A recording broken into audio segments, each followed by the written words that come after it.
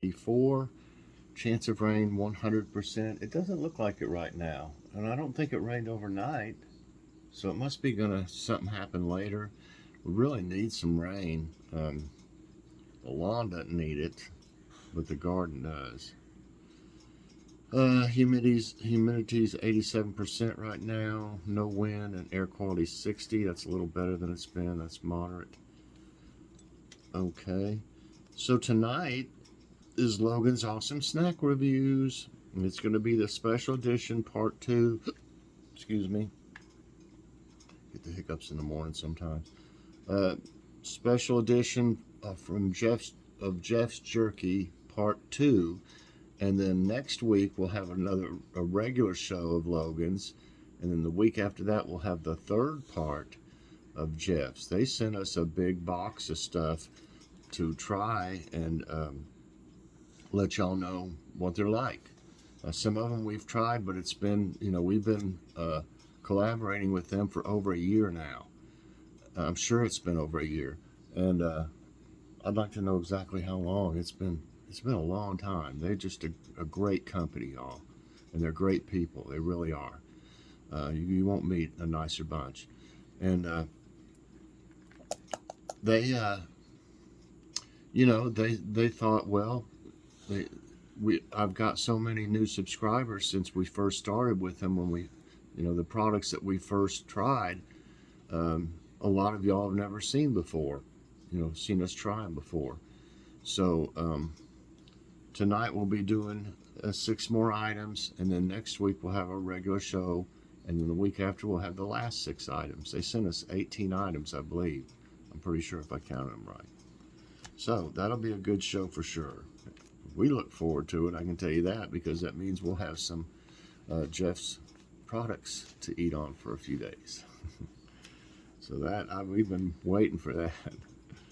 Okay, last night I fixed the eggplant parmesan, and from eggplant from the garden.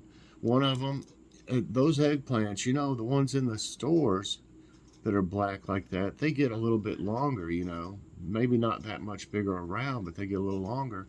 I don't know if this variety is not supposed to get as long or something, because one of them I picked, you don't want it to be too ripe, because if the seeds in them turn really brown, then it's kind of too ripe, and I haven't used one like that because I've heard that they're not as good like that.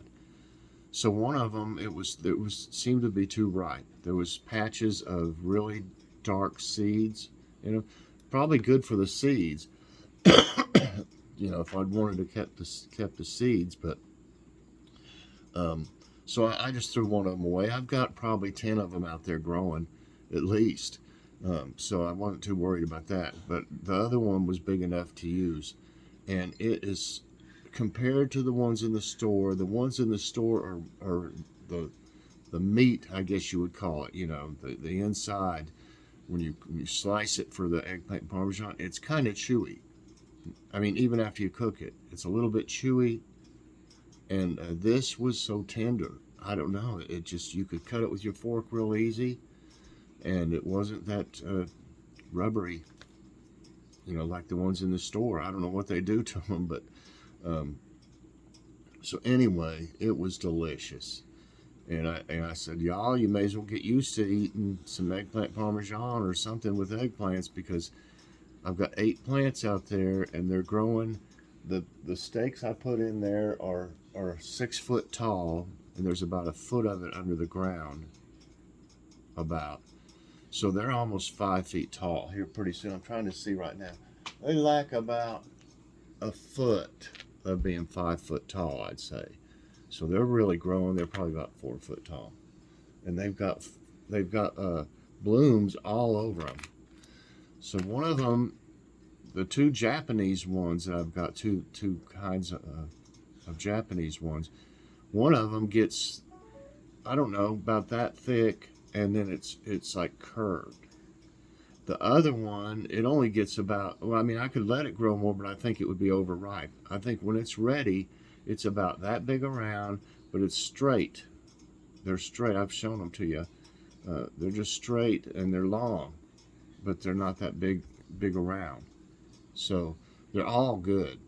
I mean, I don't think you could use you might be able to use the Japanese ones for eggplant parmesan, but it would have to be, it wouldn't be the same because of the way they're made, you know, the way they are. You couldn't cut. I like the big ones because you can cut like a slice, a round looking slice, you know, for the stuff. And we tried those garlic cheddar biscuits, those Pillsbury ones. They're great. I think it could have a little bit more garlic flavor. I don't know if I don't think I can do a taste test because there's just enough for us to have it with a meal. But I had them last night and they're really good. I would want a little more. I probably could have put a little garlic on them, but I wanted to taste them like they were. But they're fine like they are. They're really good, the garlic cheddar. But I like a more garlic flavor, you know. But they're fine. I mean, we would buy more too. I hope they have some more down there because we got them for $1.29 and there's 15 in there, so that's a pretty good deal. You know, it's less than 10 cents a piece. Okay, so here's what it looks like, and then Joy fixed a salad. We had carrots from the garden in it, and I'm not for sure if it was a cucumber from the garden. We used a spring mix and sunflower seeds, and then the golden raisins that I tried. They're about gone. We got to get some more. Were in it, and something else, pepper, a green pepper one of the ones we bought. I got more growing out there, but I hate to pick them when they're this big. If they could get as big as your hand, so I'm trying to let some of them grow. I picked a bunch of them, and they taste fine when they're small. And I thought, you know what, that would have been a much bigger pepper if we'd have just waited. So I got a couple big ones out there, big Berthas. It's one of them's about like that, and it's about that wide right now. But I'm waiting on it to see if it turns red or if it turns into another color or if it stays green. I'm curious because those are the seeds that from the ones I grew last year. I harvested the seeds, and those peppers are from those seeds. And I was curious if it would be just if it would turn into a red pepper or be like one of the parent seeds, which could have been a yellow one. So we'll see. So this was delicious. I used rotini because it holds sauce really good and it's easy to eat. Spaghetti, you know, it's always falling off the fork. You're twisting it around, trying to get it on there and everything. You can stab rotini so easy, and it holds that sauce in the spirals real good. And so it was a fantastic dinner. It was just great. Okay, what's for dinner tonight? I've got some pork chops out, and Joy had a casserole recipe. And she has to find it. If not, I'll use one of my other recipes. I don't know if I'll see how things go today. If it's something new that I don't have, you know, the pork chop rice casserole recipe, that is my most popular video ever. It's got over 7,000 views on it, and I'm very proud of that. So it should be in my homepage. When you scroll down, it'll say popular uploads or something like that, and that's always first. So if you want to see that one, check it out. I might make that, but the other recipe, I remember looking at it and saying this would be really good. It was like ranch. I think you use ranch seasoning or either a packet of ranch, dressing mix. And I think it had cream of chicken or cream of mushroom in it. It was ranch something, pork chops. We'll see. If it's something new, I'll consider doing a cooking with Chef Mike. But it depends on how things go, and how I feel and stuff like that. I have to really be in the mood to do a cook with me. I do have like 43 of them or something. There's 2 playlists of cooking videos if you'd like to ever see what's going on with them. So yeah, All right, so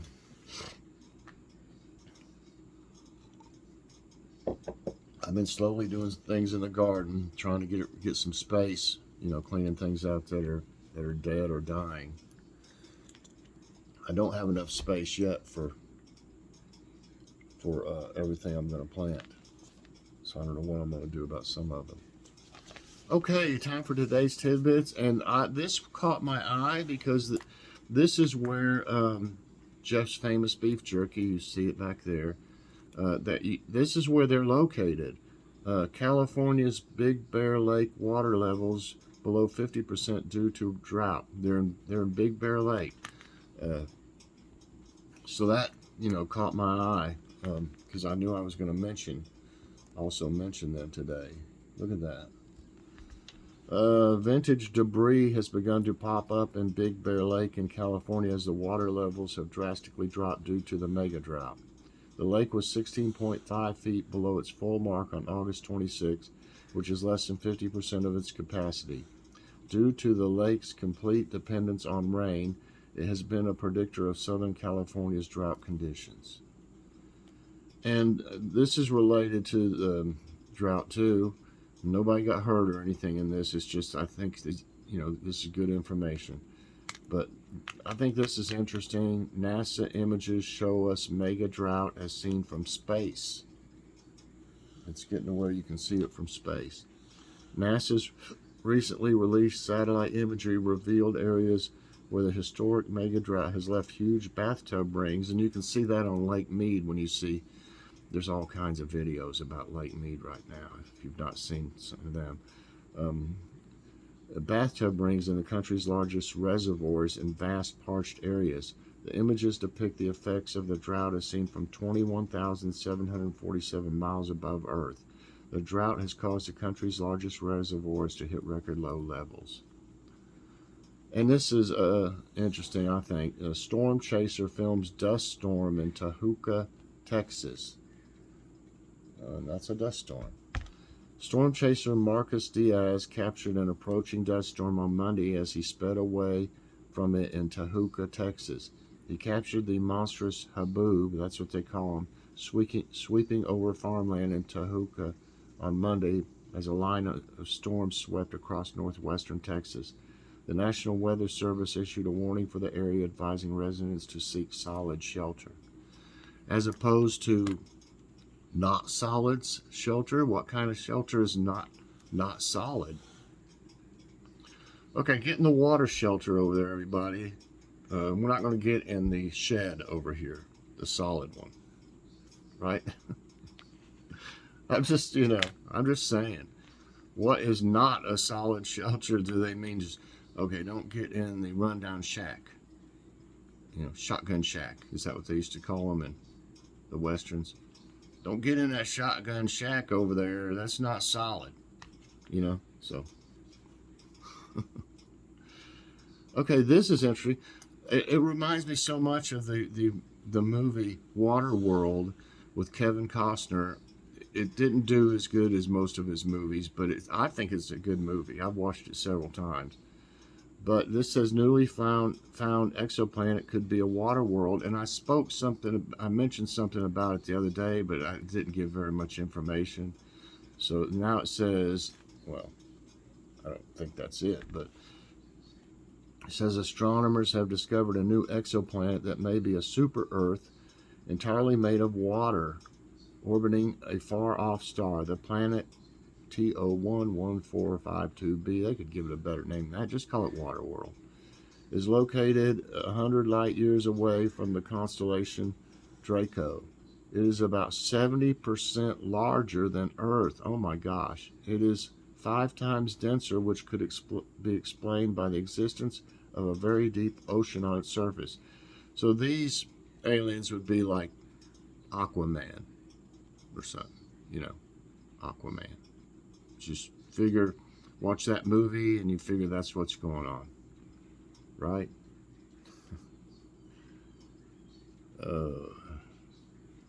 Okay, let's find nice news.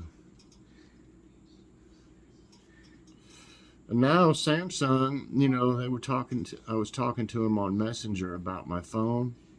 And by the way, a lot of y'all have asked about it and said, you hope I got it fixed. I did get it fixed. And if I would have listened, actually, they gave me good information. And probably one of the things I did that they were talking about probably worked, but it took a day. After I did all this stuff trying to clear out my phone, the next day is when it went back to normal. But they were wanting me to do a factory reset, if you remember me talking about it, and I was like, I'm really hesitant to do that. I don't want to have to put all my apps back on there, and who knows what information might be lost, and things. I just said, I don't know. And, you know, they were saying, yeah, you need to go ahead and do it. And I said, well, I'm holding off. Then I waited, and it turned out to work fine. Now they keep, you know, and at least they're, persistent or whatever, but they keep asking me if I've done the factory reset, and I keep saying, what was that? I hope that's not a groundhog out there. Hold on. So anyway, I don't know. That might be a groundhog. It made too much noise out there. Bob, our groundhog. But anyway, yeah, they keep saying, we were wondering how things went when you did your factory reset. And I keep saying, I didn't have to do the reset. Everything's fine now. Thank you very much for your help. And then this morning, there's another set of them. And I noticed there's another message on there right now. So they're, you know, they make sure they follow up, at least, I guess you'd say. What did it do? Where'd it go?